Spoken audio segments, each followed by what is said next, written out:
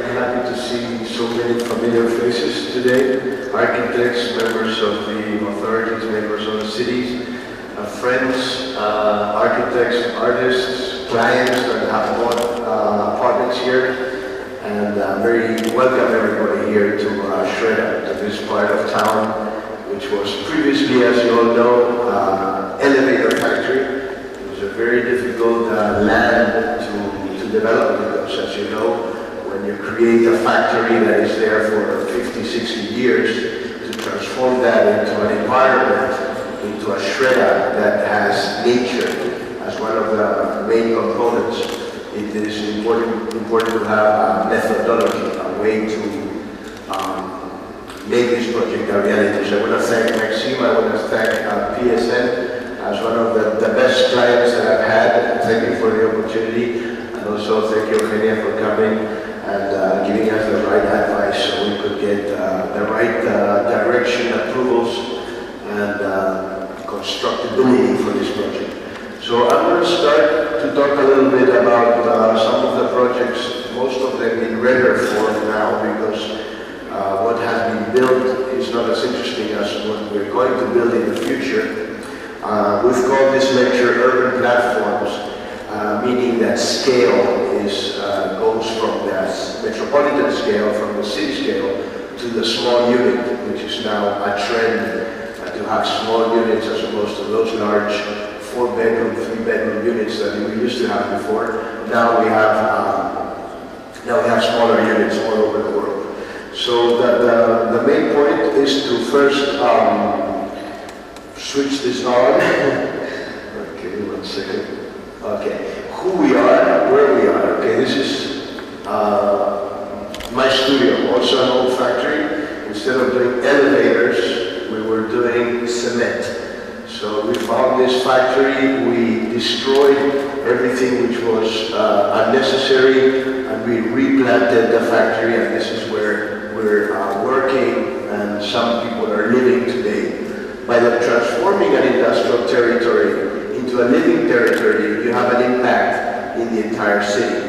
So this is a small example compared to this large territory, but also valid as an industrial to living place. So one of the first things we did is plant and have sort of an ecological scheme, a planting scheme, a botanical scheme, to find the right plants and the right living organisms that would live on the roof, on the walls, and also as interior gardens. This is a factory as it's renovated and as we're using it today. This project, Shreda, was done here. So I wanted to introduce first where we come from, who we are, and what we do. I come from a family of architects.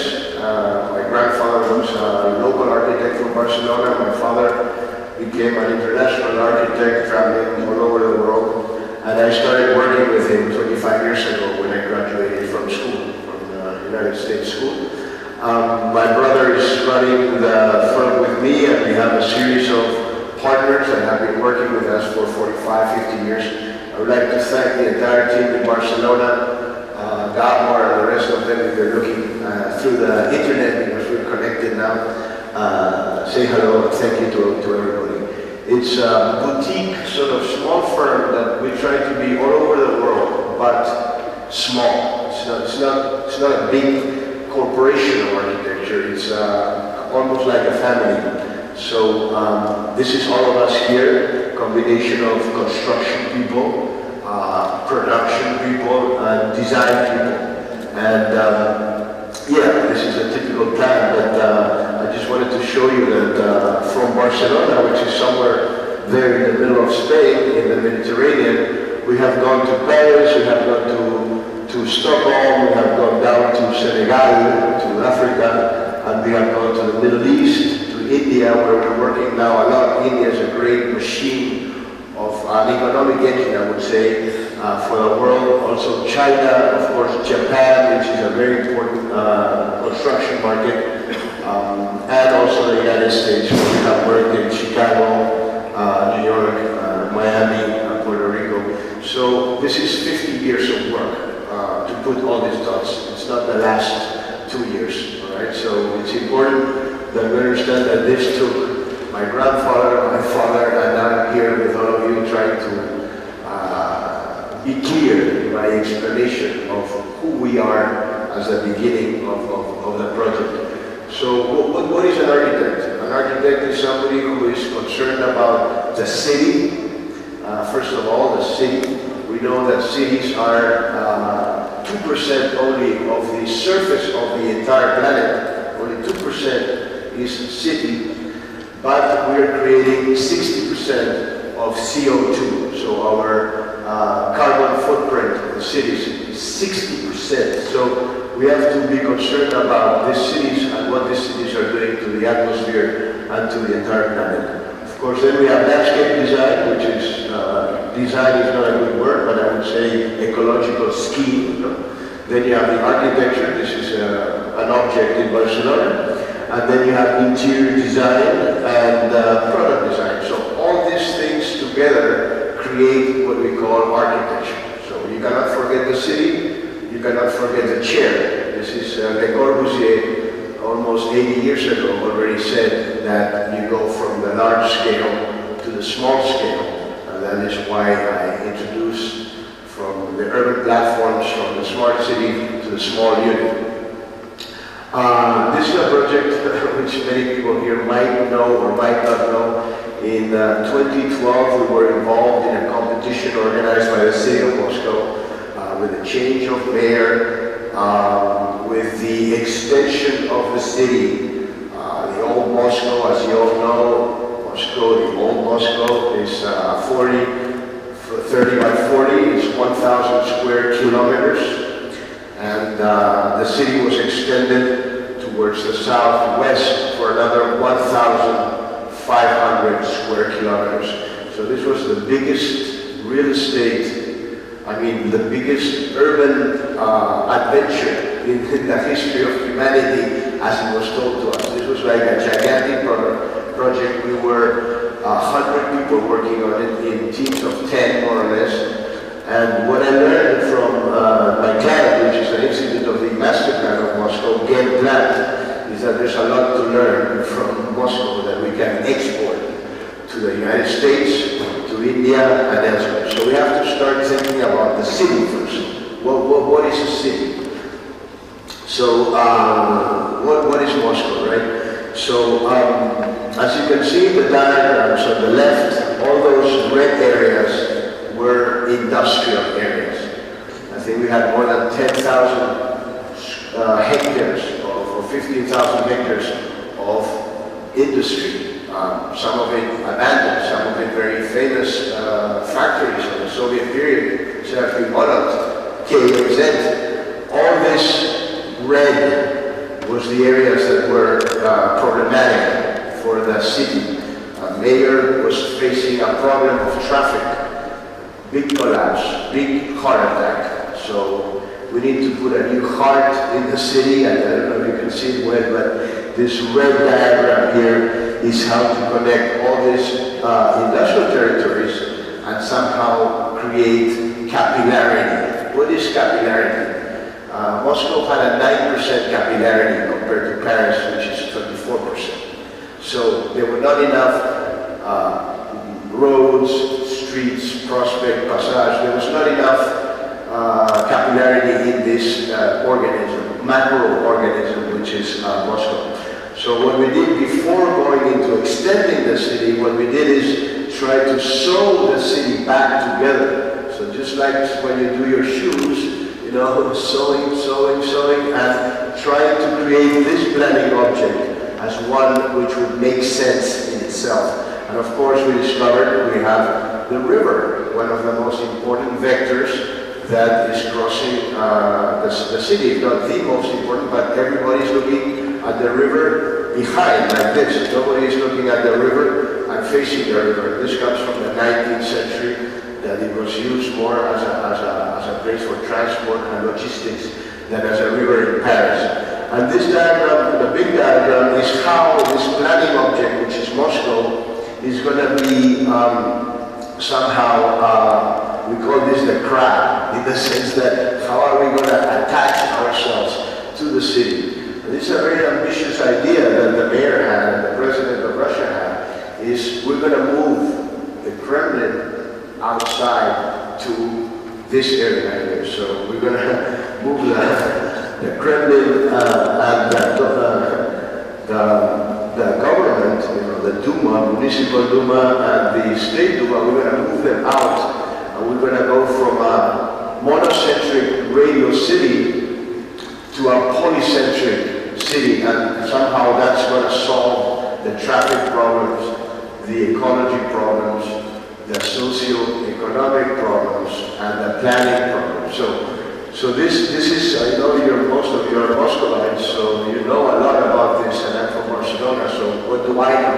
But what I know is that I was working 1 year on this, and that KZ is one territory that we were working on the east side. As you know, the east side of Moscow traditionally is more industrial. It's more related to the working class areas of the workers, and therefore it had more industrial areas than the west side of the city, which is more the rich area and where the sunset area is going. So this is just an introduction. As you can see, the project was quite big. Troysk is somewhere here, Komunalka is there, and it goes all the way to the Fifth Ring Road. So, not only it has to be a radio system, but it also has to be a belt system. So this was a fascinating project that I wanted to share with you because it's related to Shreda and because it's related to all of you. What we wanted to do is a green beam, because Moscow is like a sun, right? So, but a sun with beams of transport, 12 or 14. You go to Archangelsk, you go to the south, you go to the north, and we're going here towards Ukraine, really. So how do we go here, and how do we create a logistic platform out here so we can take the traffic out of the center of Moscow? So a very complicated project that involved ecology, mobility, which means transport, and also to make a city that is balanced, that you have the same people that work, and the same people that live in this, what we call the smart districts. So it's walk to work, it's pedestrian friendly, it's a smart city. So this is the idea of the master plan as it relates to Komunalka, and it relates all the way down to the southwest. Of course, you could find Shreda somewhere there, and what we try to do is say, well, we have one vector that is going, which is the river, which is going from the northwest to the southeast. Let's create a smart park that also goes to the city, so we create some sort of like crossing, like in the Roman city. We have the Carlos and the Decumanos, two major macro vectors related to ecology. And let's see if that works. So this is a smart park which was 80 kilometers long, and we went through this government area, went through the new government theoretical area, and here you can see the crab, this planning object that tries to grab Moscow, tries to be attached to the city so we could have an organic, holistic city. Very difficult. Very, very difficult, but this is some of the images that we produced. And you can see here, somewhere here, the idea of the government center with Kremlin Duma and Municipal Duma. So, an extraordinary adventure. It started with our understanding of Moscow in the top, in its relationship to Europe and to Asia. Moscow, as you know, is a hub between Europe and Asia, but it's also a hub between the Baltic Sea and Archangelsk and the Black Sea and also the Caspian Sea. So Moscow, what is the position of Moscow in the planet? So this is how we started this workshop with the city of Moscow. Very interesting. Then we had, for a long time, studied Moscow region and see where we're going to put the hubs, so we don't have the traffic going through the city. A lot of the problem of the traffic is big trucks going into Moscow, and that is making a big collapse. So why don't we leave the trucks, the big trucks outside, then we put them in smaller trucks, and then we can deliver inside Moscow without going all the way to the center. Once we understand that, you know, Russia is 70 million square kilometers, and we understand that Moscow region is 25,000 square kilometers, then we can understand that Moscow is 2,500 square kilometers. When you add old Moscow to new Moscow, systems of roads, ecology, yeah, it is too much. But so as you can see, we're trying to do diagrams so that we can pull out the traffic from the center of the city, and diagrams where we explain how this extension is happening. And then specifically, you know, how many Okrug's do we have in old Moscow? We have 10, right? So we add 2 more. So we add 2 more in this part, and we have existing population and added population. We have existing working people and added working people. Therefore, this is the socio-economic balance that you need to make a smart city. You cannot put everybody living in the outskirts, in the periphery, and then everybody working in the center, because then you have push, pull with the traffic, and then the metro system, which is the best in the world, is not able to transport all those people. So what to do? So buses, for example, with segregated lanes, what we call the rapid bus systems, for example. So I just wanted to show this because it was very, very important to make sure that we understand that Moscow has so many different districts and Okrugs, and each one has its own symbol and its authorities, and how we're going to tie it all together and try to transform industrial lands into places for living. And so this is the index, which is very, very important to understand of the old Moscow and the new Moscow, and how we have, in this project, we had 2 million new residents and 2 million new jobs. So, you know, it was pretty big. Now, some images that you can see some parts of this project. This is the international business city that we tried to do there, but there's too many rivers, there's too many parks, there's too many dachas, there's too many things. So it was very difficult to implement. These are some of the first sketches. And here we have something that we identified. It was actually another team, I forget, I don't know how to say it in Russian. It was another team that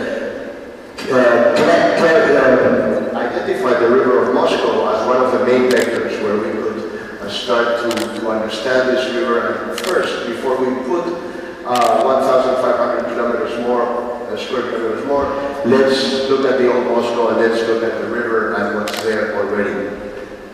This is some images of what we envisioned our city could be. A little bit, you know, the low-rise 7 levels and then high-rise for the office space. So if it's an industrial area like here, you can do more height because the developer needs to pay more to develop the land. So it needs to be a combination of mid-rise or low-rise with 7 levels like St. Petersburg, 24 meters, with moments like that are like those towers there. So this is an image of what we're thinking for the government center, with the Dumas related to each other, and all in the middle of this park. This is the interior of this competition proposal. I just wanted to share this with you because it's been now maybe 4 years that I haven't gone through this material, and it's really fun. This is what I was telling you. We had the Soviet bloc, which is 400 meters long. It's a super block. It's not really Soviet. It's also coming from France. It's the idea that everybody is living in a sort of machine-type building, and then capillarity is 9%. We are very, very low capillarity, no way to go with a car, so big collapse. Maybe in the Soviet Union we didn't have so many cars, so it was not so important, but now everybody wants to have a car or a bicycle. So we're proposing a different scheme where we have more of an interesting capillarity and also a different morphology. So the city would go up to 60% and it should go up to 24% like Barcelona. This is a project we did for a company in Teco with a previous administration. It's in the north of Moscow. And why I want to explain you about this project is because it was panel construction, prefabricated panels. Only you can have like maybe 80 panels, and with 80 panels you have to make a city. You know, that was a big problem to make that the old factories, the SK1, the SK2, the SU, all these factories producing in a mass way, and how can we transform that into something which makes sense. This was done, it's a 5-kilometer electrical line in an industrial site that is transformed into, hopefully with 80 panels, it's transformed into, you know, different kind of architecture. It can be modern, it can be classical, it can be a mixture. But this is 6 years ago with 1 or 2 panels, very similar, how much variation you can do. So this is the beginning of our work in the Russian Federation, going to the factories and really trying to understand what these panels are all about. Why are they 45 centimeters wide? Well, it's a sandwich and you need insulation and you need exterior skin, interior skin. So as you can see here, you can go from classical designs to modern designs to, you know, just with a number of limited panels. So this is the Libiremo sort of system. So 25 panels to do that, 21 panels to do this, 49 panels. So I thought it was interesting to discuss this project. Also in the old capital of Russia, which is, as you know, St. Petersburg, we had the opportunity to do a project very near Smolny Cathedral. You can see the Rastrelli Cathedral on the right. Here, this is the governor's residence, and there was this incredible piece of land here. So this is a project that has to be kind of like the Winter Palace, the Hermitage in a way, because it's on the Neva. You know, when in this case we don't want to do something modern with glass and curved and strange and twisted. We want to do something with proportion, with harmony, and with the taste and the colors and the materiality of what we understand is St. Petersburg. There's a series of passage windows, but now it's almost 1 year away from being finished. You know, we tried to make some passage to see Smolny. So always the projects, even if they're objects, they need to be in relationship with the grad, the city. And you can see aside of this project how we had to integrate from the existing St. Petersburg to the project. So historical preservation in St. Petersburg is very strong. They're experts. They know so much about this beautiful city, which is one of the most beautiful cities in the world, and how we're going to put a new object right there, which is not going to be an eyesore, you know, when the Americans say an eyesore, meaning something very, very ugly. So we try to create, you know, retail or shops or office on the ground floor, so cafeterias, so the ground level is public level, and then we have the 24-meter building. Novorosky is a different kind. Before it was elite and business plus. Novorosky is, you know, affordable housing. So it's kind of dark here, but we're about 40 minutes north of St. Petersburg, and we have 1 million square meters. So what to do? Well, the density is about 2. So it's a big density, so what to do is to do some towers of 100 meters, and then the rest 24 meters. So you can create either a tower with a view, or you can create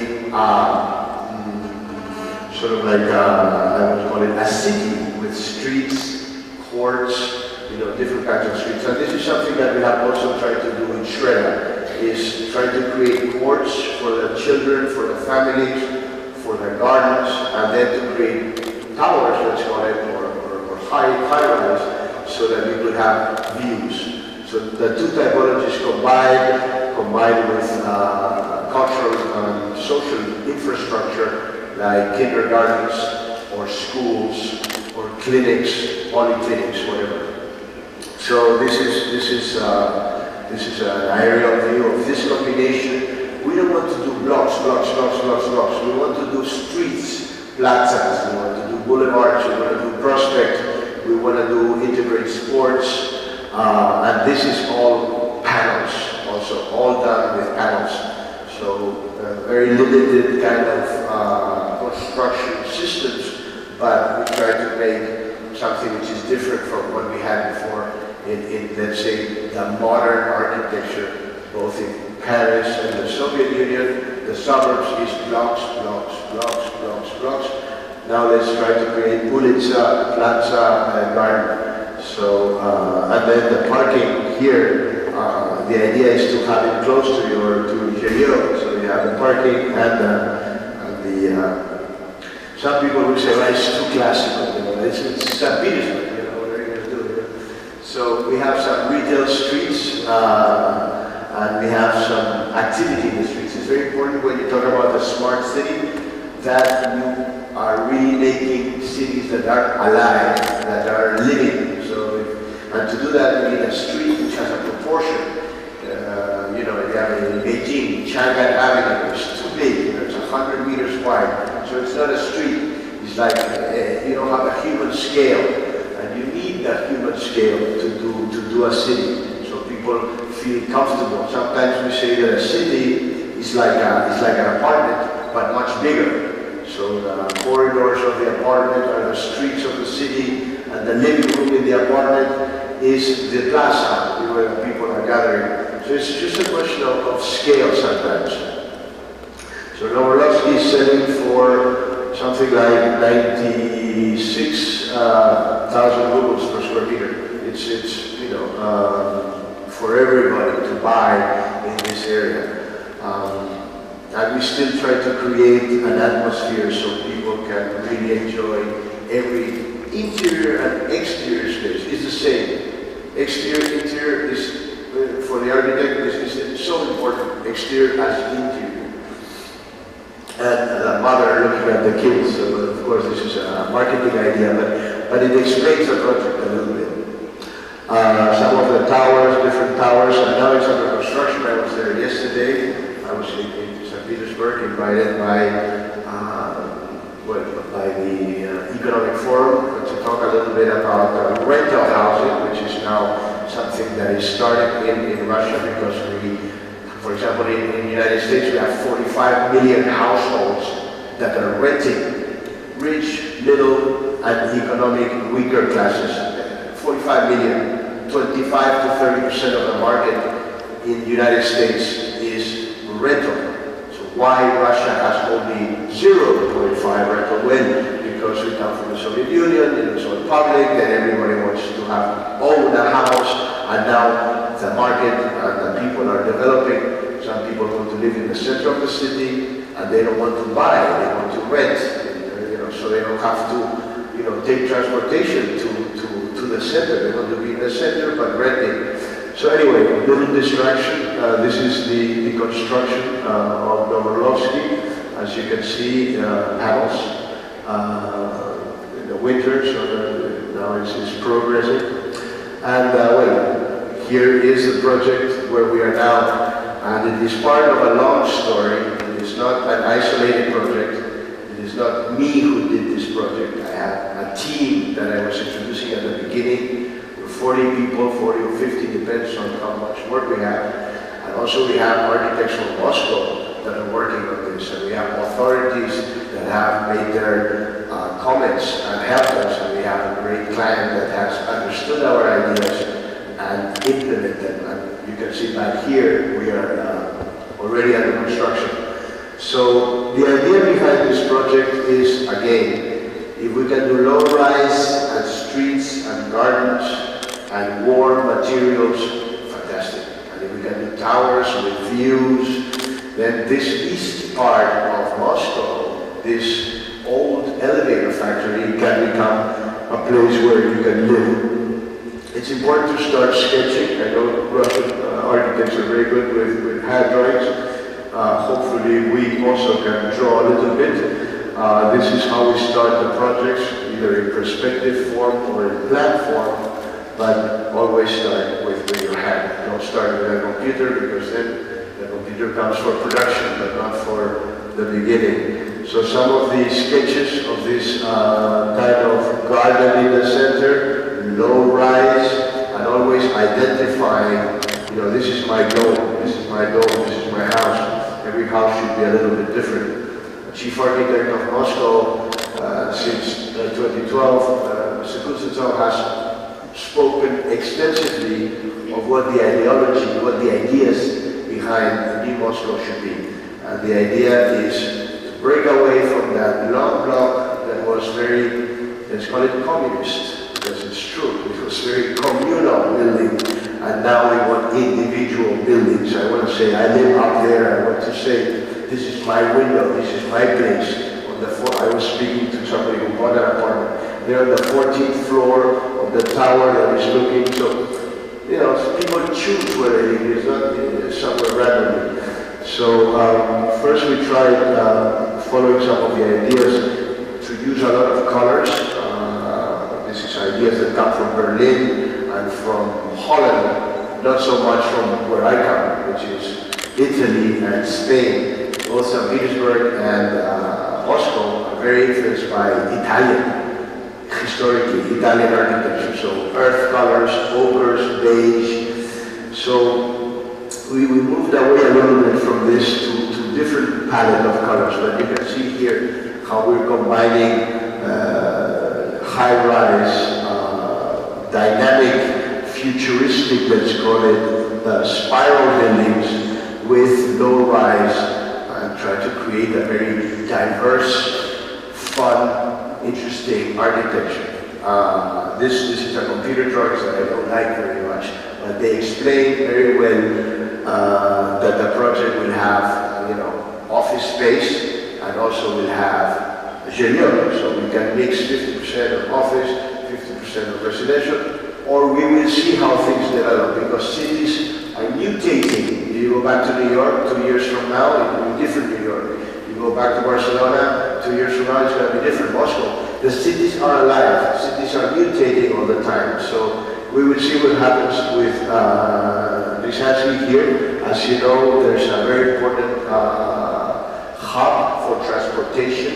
Ryazансky, the interchange with 2 lines. So the project is feeding. The mobility of the project is feeding from those hubs. It's important to be close to one of the stations so that people that can walk, they walk through the project and then they take public transportation to work. So this is some of the images of this project. As you can see here in the front, we sometimes call it the St. George Tower, because I know St. George is a patron of Moscow. In Barcelona we know St. George, but it's also St. George fighting the dragon and everything. So it's kind of like a gateway to the project. As you come from Ryazансky, you see this tower as a gateway to the project, as a totem. And then you filter in through this park, which under this park you have a metro line. This is why we kind of build on the round part. The round, let's call it the arch part. There's a metro there, which is at, I think, 7.5 or 8 meters below. So we got to build there. So what do? We do a park for the people. And then with the cooperation of the Moscow authorities, the chief architects, we managed to do a ground level full of shops and maybe some office, you know, your hairdresser, your food, your convenience store. And then inside the project, you have a more private place for the families. No shops there, it's more like playgrounds. So important to say that we're not with the blocks anymore, with the long 400-meter blocks. We're with different kind of shapes. And as you can see, we're looking for this brick, which gives a rustic, but also a warm facade treatment. It's important that cities are not gray and black, and it has to be alive. And also we can see some brick here in the old shredder, so why not use the brick? Different kinds of bricks that are, it's a ventilated facade, and that gives sort of this feeling of being in a neighborhood that you feel comfortable. So it's an environment, it's a shredder, it's a place where it's an ecosystem. That is what we're trying to do. So this is just a couple of images. We're working on all of this. This is work in progress. Some of it is not work in progress because it's already built, but some of it is. So you have your own private entrance, you go up your floor, and you're in your unit. And on the park side, you can have, like, for example, cafes, and you can have sort of activities for the people. Now, this looks very summer. I know we have a very rough winter, but it also works in the winter. Anyway, here you can see the different kind of architecture, the spiral building, this kind of sort of broken up buildings, and this is Strela. So pedestrian city, smart city, friendly atmosphere, walkability, mixed use. Those are the principles that have guided us throughout this great project. And just to explain a little bit about the process, how we get here. This is the same tower, but first we try classical. Don't work. Then we try Art Deco. Not so good.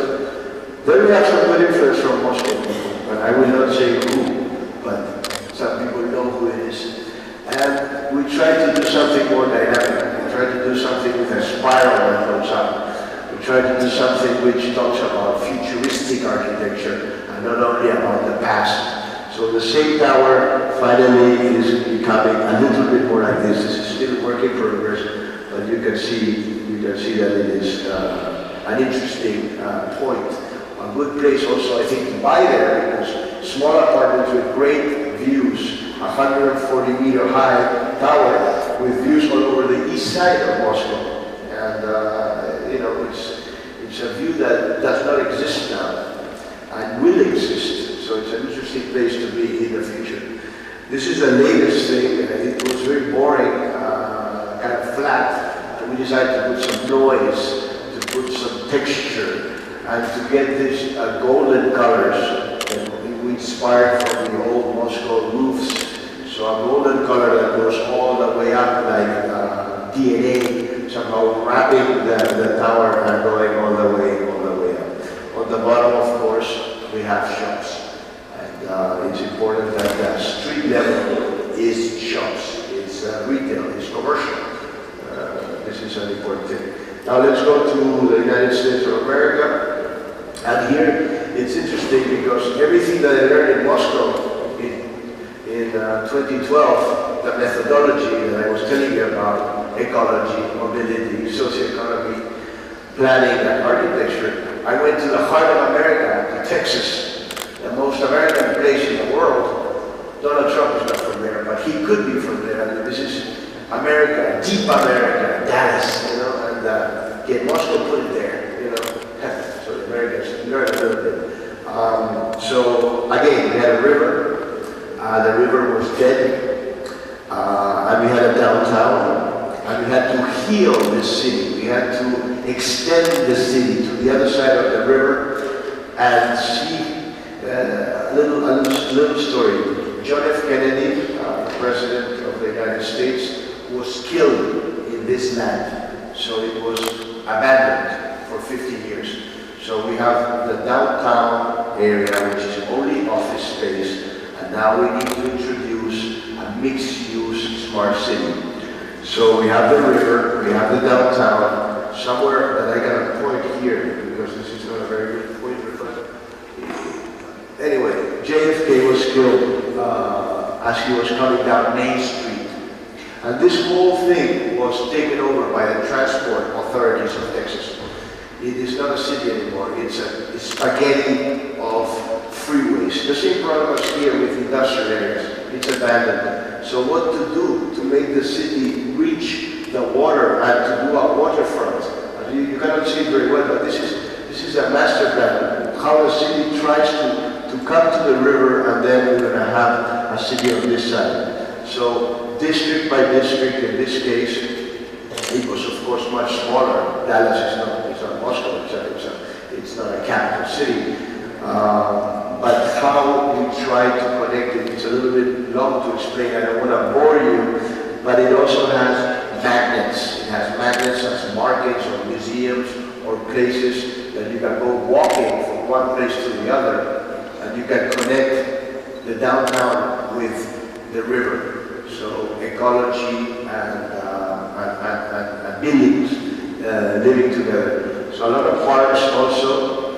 And in the center you can see the skyline, or the downtown of Dallas, and then the extension on both sides, day and night. So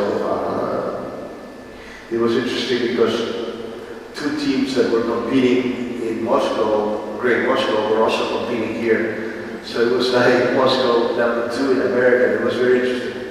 And of course, we need a smart city in Dallas. Not everybody's driving there. Like 95% of the people are driving.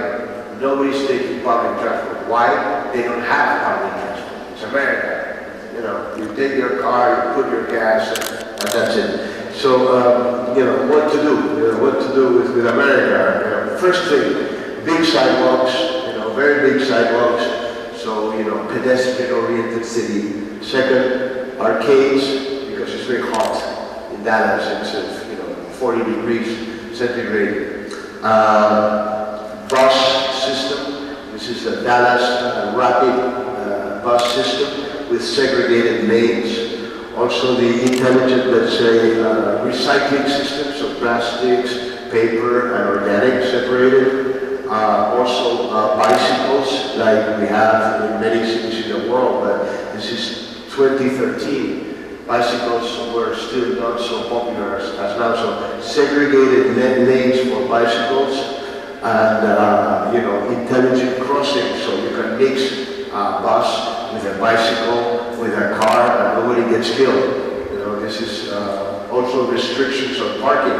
No parking on the street. We told the mayor of Moscow, and he listened. He was trying to do experiments on how to make the city a pedestrian city, at least the center of the first and second ring roads. It's around the second ring road, the Garden Ring Road. So this is an example of a crossing of two streets in Dallas, but it represents a microcosm of what the smart city should be about. Smart city should also have the transformation of parks into usable spaces. So the park maybe has pavilions dedicated to nature. And for example, in this case, it was about biomimesis, trying to recreate, regenerate through technology the nature that was there before. Because in Dallas they had prairies all over the place. All those prairies were dead. So we have to bring the DNA of the original ecology which was there. So we proposed a museum that recovered water, vegetation, and also little animals that were living there. So this was, now Calatrava did this bridge. Calatrava is a Spanish architect. I don't want to say anything bad about Calatrava, but every time I go to a city and Calatrava was there before, it's a big mess. Venice, Dallas, in Chicago, you know, every time he's making a big mess. So let's forget about Calatrava and let's concentrate on what we did, which is, they call it the berms. The berms is the protection of the river. So when there's flooding, in Texas there's a lot of flooding, we can have the berms or the piers that are full of activities, full of bars, full of places to do sports. So this river, which is dead, needs to be brought back to life. This is possible. So this is some images of how we are proposing some of the landscape schemes for the sides of the river. So we have a new riverfront. It's very important because also the sunset is sitting there. So it's a beautiful place for the kids. We can also have like open-air theaters overlooking the water. So it's, again, interesting how Moscow Institute of the Master Plan influenced Texas. So that's what they say, a butterfly in Brazil makes a storm in India, right? So we're proposing, because of the weather conditions very nice, open-air markets, like the farmer market, you know, bring the best food in Texas or in the region of Dallas into the city and make markets which are open air. Like in Barcelona, they have a lot of markets that have been there since the Middle Ages or the 18th century, and this is a place where the people go to buy food, to eat, and it's always interesting to have markets that are magnets of the district. So we had 4 big districts, and each one had a market in the center, or a museum also. Now I'm going to change from urban to objects, from cities to architecture, and then I will go back to territorial concepts, because you will be surprised what we did after Dallas. But first I'm going to talk about some objects. This is Brickle. This was developed by a Russian developer. It was an international Russian developer working with a local Miami developer. So this is just to change your mind. Let's go to America. Let's see some objects in America. You have to do pre-sales. You have to get permits. It's the same as here. But you know, the weather is incredible. Like Miami is a little bit like the Singapore of America. So it's an exploding city, and this is just a project I wanted to show you. Here we're talking about objects that are made of glass. It's very interesting because it's not, you know, the 45 centimeter walls that we have before. So it's a glass building, luxury, of course, in this case. Other small buildings that we have done in Miami, for example, so you have a podium, and then you have the genio, the units with the views.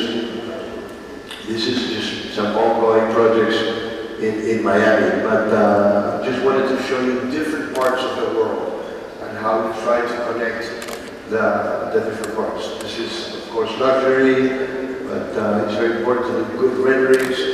Here we have hurricane code, so every meter I need to put like a frame for the window, the parking, and then India. I wanted to talk a little bit about India.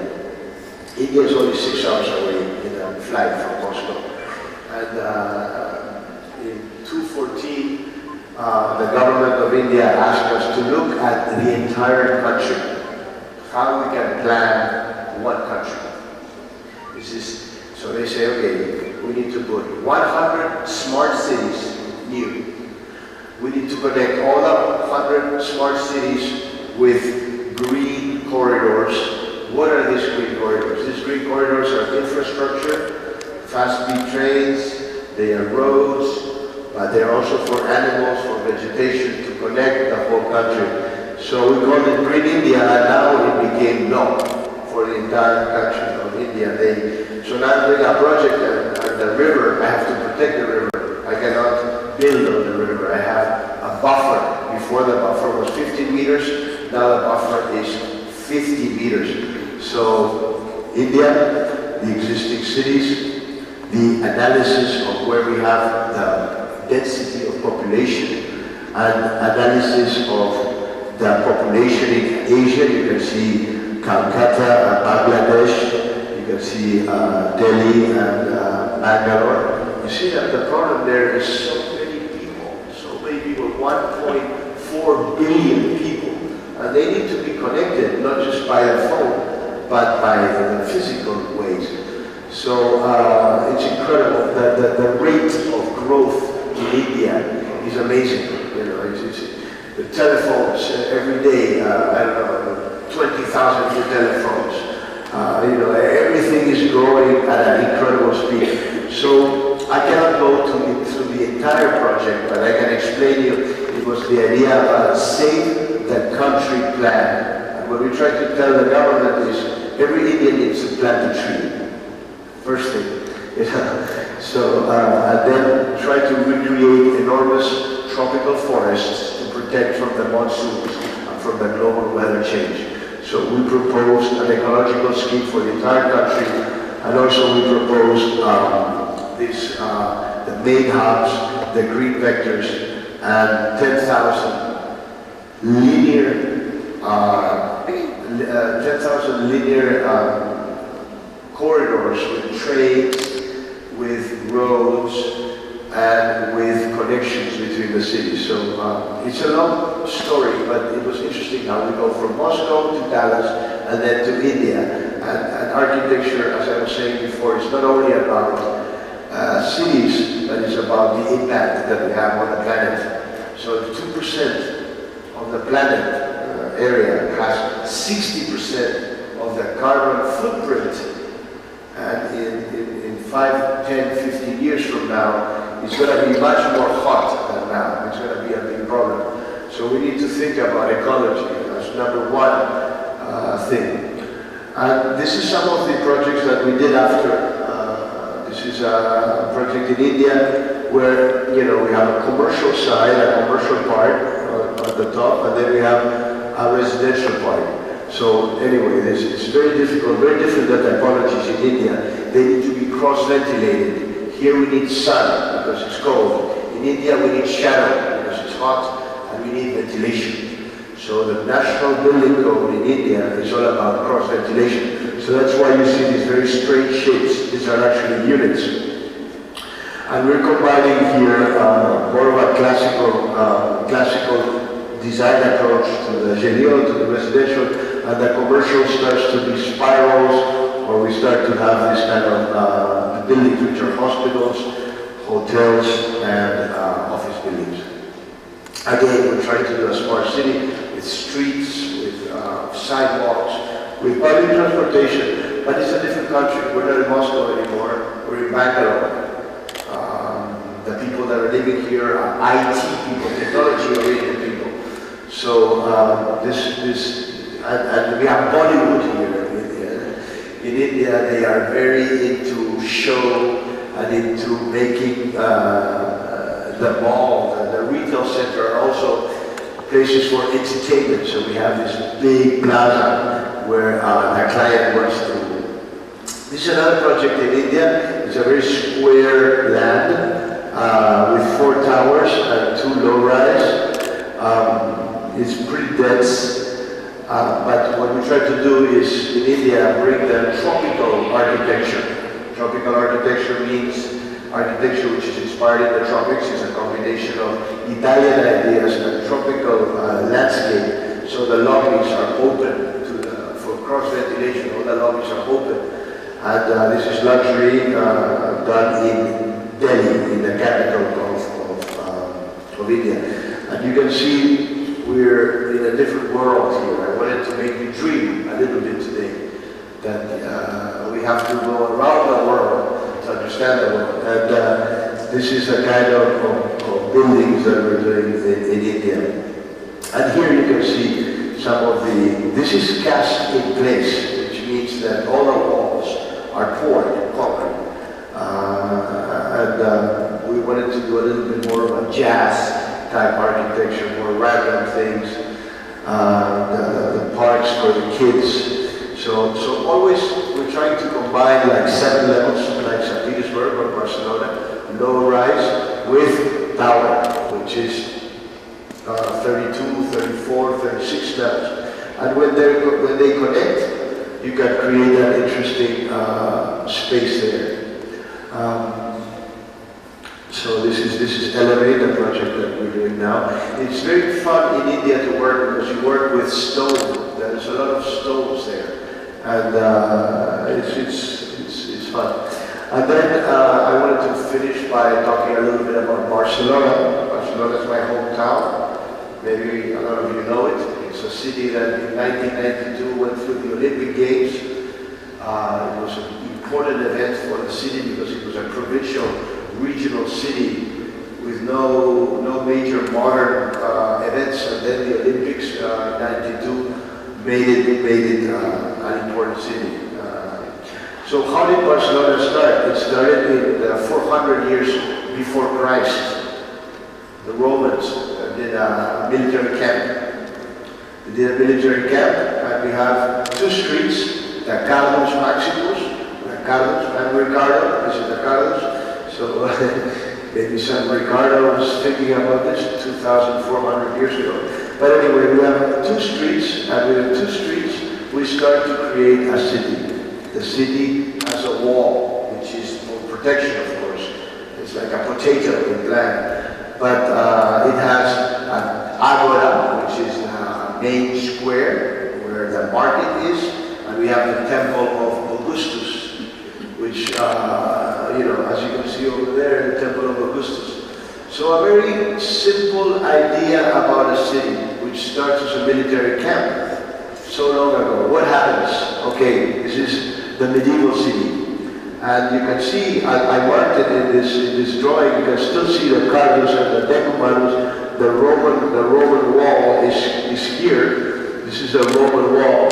But then, and this is a river here, and another river here. This is the Ramblas. Now, if you've been to Barcelona, you know that the Rambla used to be a river. And this is the city with no planning. The Romans were planning the city. But in the medieval times, there's no plan. The plan is no plan. And what happens when you don't have an urban plan?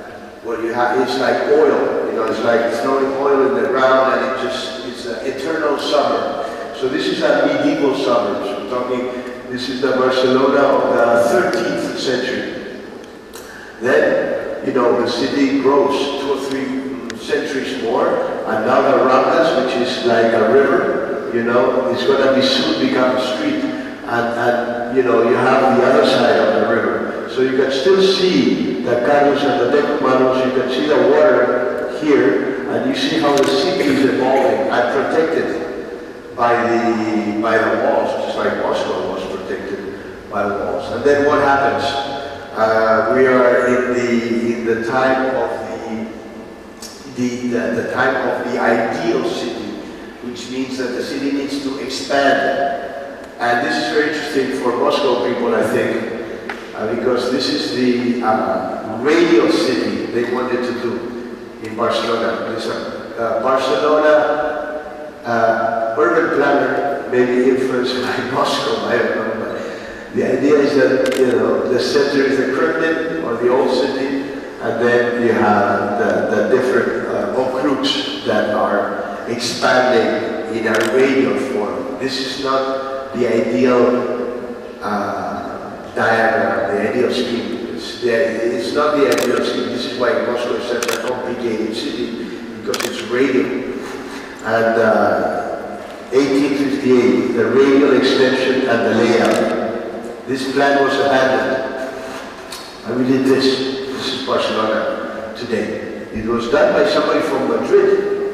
He was not Catalan, so somebody much more intelligent, in my opinion, was planning a city in an orthogonal way, parallel to the water. So we have here, we have the river, one river, we have the park, we have the edge of the city, then that diagonal coming all the way to the water, and then the other parallel going all the way to where we have now the W Hotel.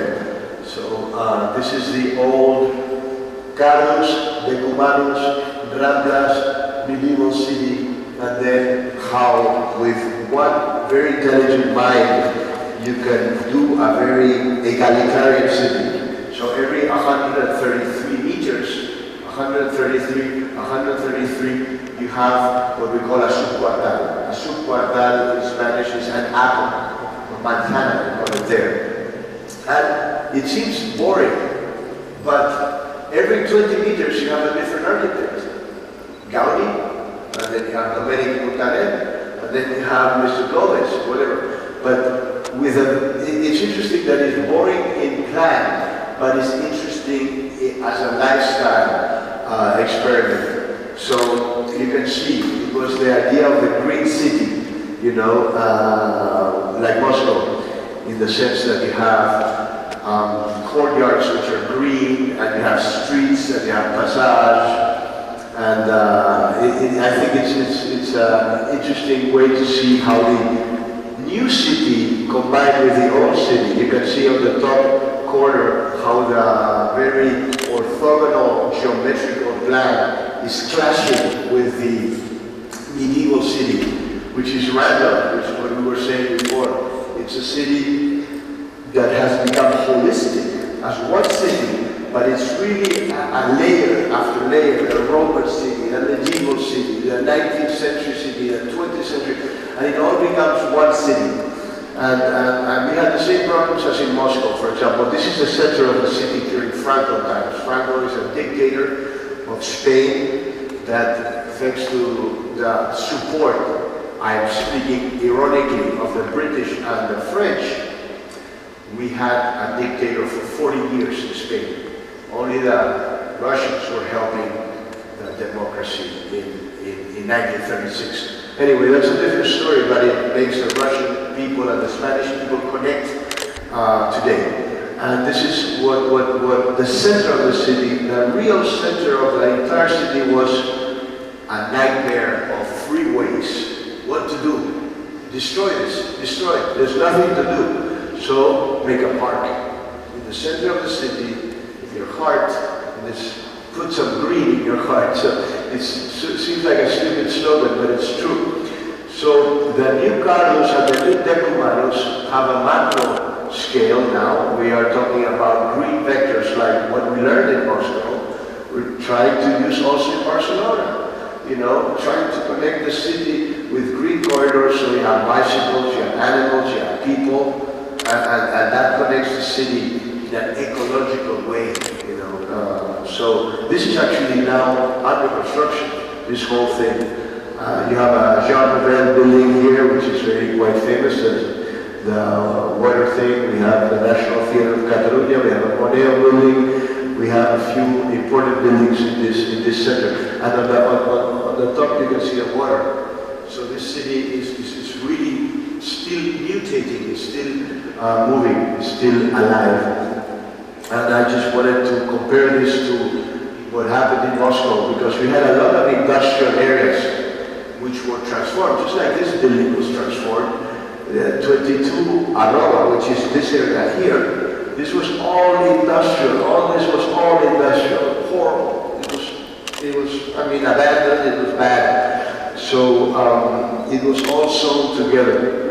And if you like urban planning, if you like city planning, you can see Barcelona as an example, not as big as Moscow, because it's very small compared, it's maybe one okrug of Moscow only, but you can see how we're trying to sew the city together, connected to the water, connected to the rivers, and connected to the mountains. So this is before we had slums, we had, it's illegal construction, it's slums, it's pretty clear. And now, post-Olympic image, it's for everybody. It's for the citizens of Barcelona, for the tourists, and a city which was not existing in the map now has 70 million tourists a year. This is an important economical, push for the city, because Spain is going like this, but tourism is going like this, so more or less we have a balance. But look at the change. I mean, from this to this, it's amazing. I live here. I mean, I live in an old industrial area. So this is why I like buildings that can be transforming industrial to smart city. And this is when you connect the city through some sort of ring road, but push it down so you don't have too much noise.